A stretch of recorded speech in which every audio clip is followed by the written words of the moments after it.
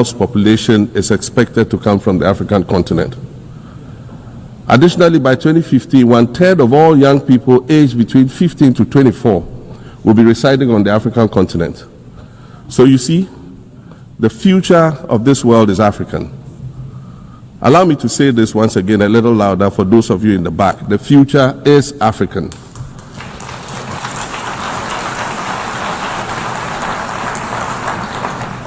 Already today, Africa is a catalyst for human potential and development, as well as for economic reform and ecological stability. Africa is a catalyst for systemic change. If this reality, which is fact-based and straightforward, seems provocative or unsettling, perhaps it's because you are viewing it through the lens of centuries of filters, colonialism and imperialism, and the resulting implicit bias. Maybe you are unaware of the resilience of African nations or their remarkable ability to make a strong comeback just when you think it's safe to count them out. That is what is happening right now in my own country, Ghana. Our constitution limits leaders to 2 4-year terms. In January, I was sworn in for a second term, which, let me point out, was non-consecutive with my first term.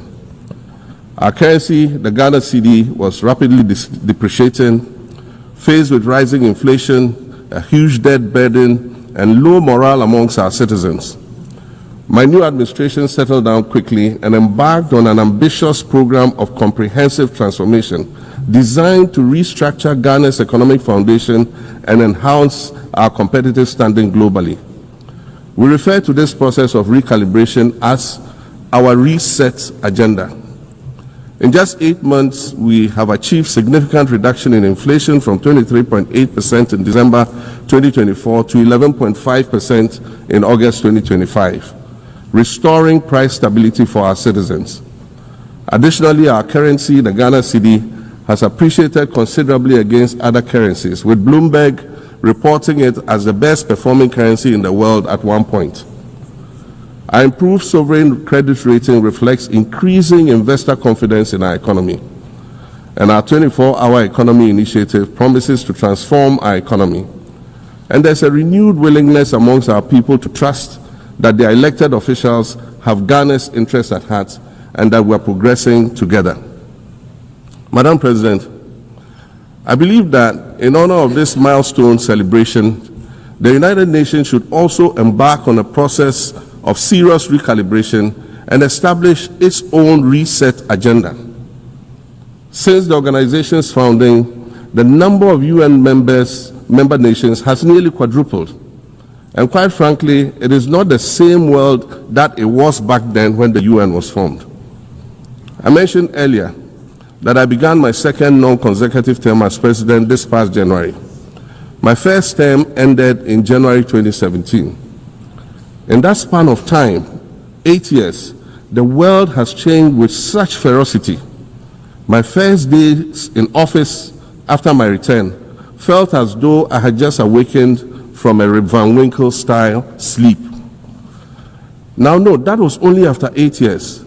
Imagine then what it will be like after 80 years since the founding of the United Nations. In 1945, the sun had not yet set on the largest empire in history. The most common mode of international travel was by sea. The personal computer had not been invented, let alone made portable. And television, a new convenience, was still in its infancy, albeit in black and white color. Relations between the US and the Soviet Union were turning frosty, with Winston Churchill declaring that an iron curtain has descended across the European continent. Fast track 80 years on, in today's world, hundreds of thousands of commercial flights take off and land every day. Libraries have been digitized so that volumes of literature can exist on a small device, small enough to fit inside your pocket. We live in a world of cryptocurrency, artificial intelligence, social media, the internet and its dark hidden dungeon of the dark web, all of which carry a potential threat to global peace and security. Climate change is real, and we're fighting a losing battle against the loss of Maldives and other island nations to the rising sea level, against the loss of Timbuktu to desertification and the Amazon forest to global warming and deforestation.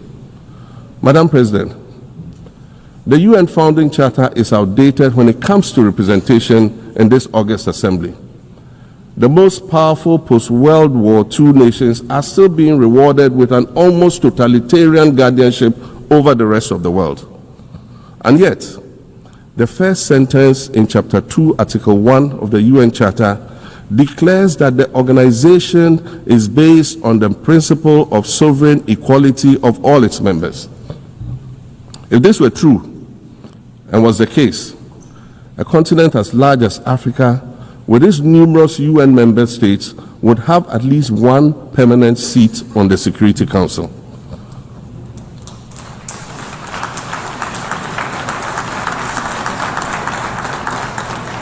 Furthermore, we believe that veto power should not be restricted to only 5 nations, nor should it be absolute. There must be a mechanism in this House for the General Assembly to challenge a veto. No single nation should be able to exercise an absolute veto to serve its own interests in a dispute. In 1995, during the 50th anniversary of the United Nations, Nelson Mandela stood in this very spot, and he said, "The United Nations has to reassess its role, redefine its profile, and reshape its structures. It should truly reflect the diversity of our universe and ensure equity among the nations in the exercise of power within the system of international relations in general and the Security Council in particular."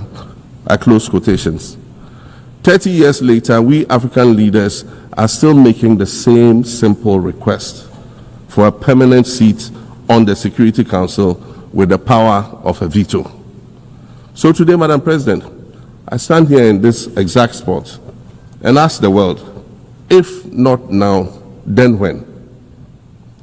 We demand not only a reform of the Security Council, but also a reset of the global financial architecture, which is currently rigged against Africa. Africa must have a greater say in the world's multilateral financial institutions. And while I'm making requests, I'd like to call for the removal of the blockade on Cuba. As Dr. Kwame Nkrumah, our nation's founder, famously said, "We seek to be friends with all and enemies to none." The Cuban people shed their blood on African soil in the fight against apartheid. And indeed, Cuba has been and continues to be a faithful friend of Africa. You see, the very fact that I can stand here and ask these things and say these things, and the fact that all nations can ostensibly gather here to address critical global issues, air our grievances, and express our concerns, that is what makes the survival of this organization so important. In every old city or village, you will find a town square, or a courtyard, or a plaza that once served as a gathering space for the citizens of the community and their leaders. Meetings and celebrations were held there, as were trials and elections. And these were spaces that brought people together and held them together as a community. Sadly, time and technology have eroded these spaces. Madam President, in many ways, the United Nations is the proverbial town square of our modern global village. And it has never been more critical for us to protect this one space that brings and holds the world nations together as a community. The internet, social media platforms, and artificial intelligence offer us the illusion of connectivity, when in fact what they do is reinforce isolation by using algorithms that ensure that we do not receive new ideas and perspectives, but rather more of the same content. We are served alternative facts and manipulated images, making it easy to disseminate disinformation and sow seeds of division amongst communities. Madam President, these are dangerous times. Our world is currently experiencing a rise in nationalism and economic instability. There's a general breakdown of multilateralism. Various acts of aggression have been committed against the sovereignty of others, and nations are attempting to circumvent the very safeguards that were put in place to prevent large-scale global conflict. These conditions are all too similar to the ones that led to the League of Nations' failure in fulfilling its mandate. The denial of visas to President Abbas and the Palestinian delegation sets a bad precedent and should be deeply worrying to all member nations of the United Nations. Ghana recognized the state of Palestine in 1988 and supported a two-state solution to the conflict since then. And I say, contrary to the claims of some, a two-state solution would not be a reward for Hamas. It would rather be a reprieve for the hundreds of thousands of innocent women and children and people who are facing collective punishment and forced starvation for no reason other than the fact that they are Palestinian. For nearly 2 years and for the fear of reprisals, we here in this General Assembly have been playing hide and seek with language to find the right words to help us avoid or excuse what we all know is taking place in Gaza. But here's the thing, it doesn't matter what you call it. If it looks like a duck, it swims like a duck, and quacks like a duck, well, then it must be a duck. The crimes in Gaza must stop.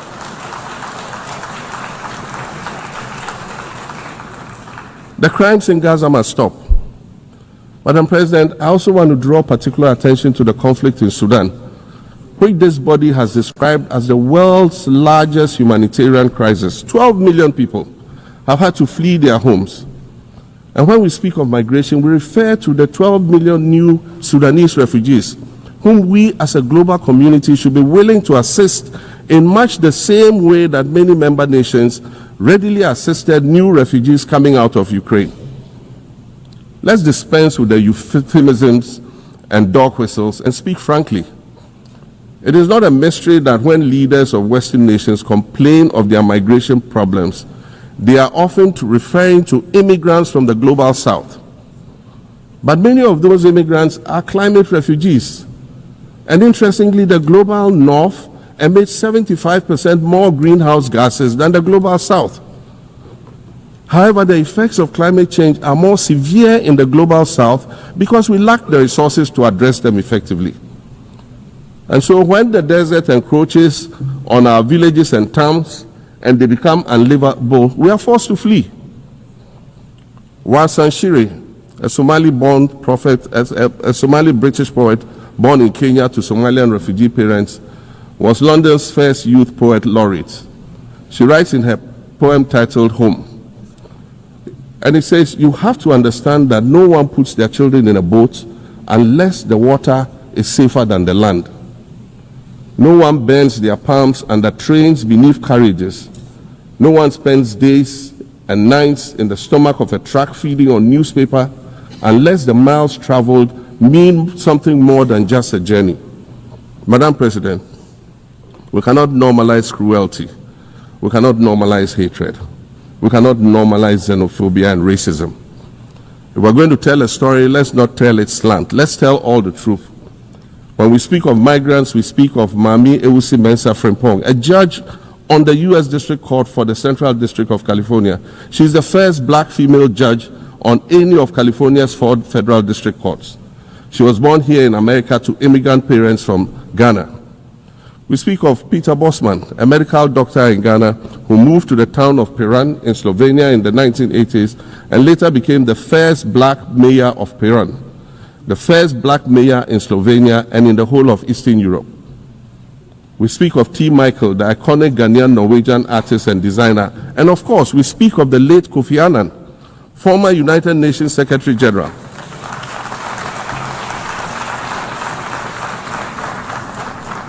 Former United Nations Secretary General, a Nobel Peace Prize recipient, who was born in Ghana but spent his adulthood in various places in America and Europe. These are people who have brought great distinction to the countries that they decided to call home. Just as the migrants and the children of migrants before them did, I dare say these are not invaders. These are not criminals. Madam President, the slave trade must be recognized as the greatest crime against humanity. As the African champion on reparations, Ghana intends to introduce a motion in this August body to that effect. More than 12.5 million Africans were forcibly taken against their will and transported to create wealth for the powerful Western nations. We must demand reparations for the enslavement of our people and the colonization of our land that resulted in the theft of our natural resources, as well as the looting of artifacts and other items of cultural heritage that have yet to be returned in total.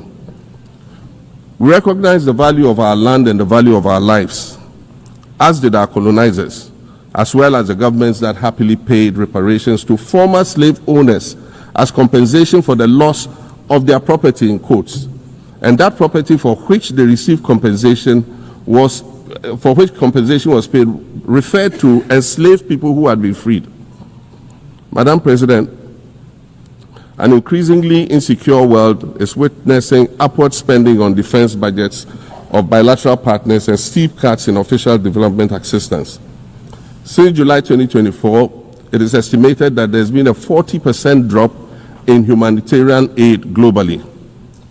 In this era of global uncertainty, Africa must exercise sovereignty over its natural resources to raise the necessary funds to ensure the well-being of its citizens.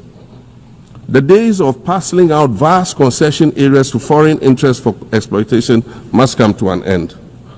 We'll continue to welcome foreign investment, but we must negotiate better for a bigger share of the natural resources that belong to us. And we must insist on value addition to these resources. We're tired of the continued image of poverty-stricken, disease-ridden rural communities living at the periphery of huge foreign-controlled natural resource concession areas. We're tired of having people extract the most they can from us and in return offer us the very least by way of respect, consideration, and dignity. We're tired of not being represented in ways that reveal the richness and complexity of our history or acknowledge all that we have overcome to arrive here in this liminal space of untold possibilities. Allow me to echo the Indian-American writer Arundhati Roy, who wrote, "Another world is not only possible, she's on her way. On a quiet day, I can hear her briefing."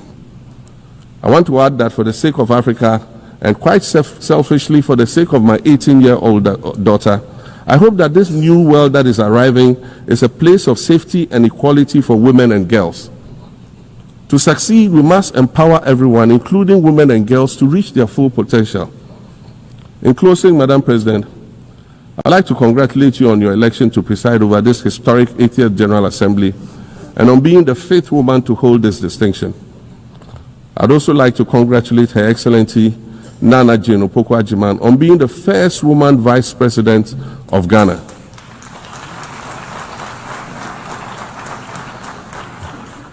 Now every Ghanaian girl knows the heights to which she can ascend. Words matter, but issues of representation matter even more, which is why Ghana looks forward to the appointment of a woman as Secretary General of this organization in the near future. Madam President, Your Excellencies, I thank you for your kind attention.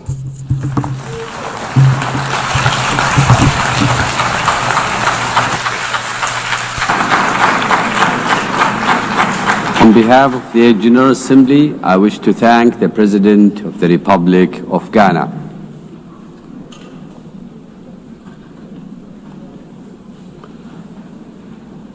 The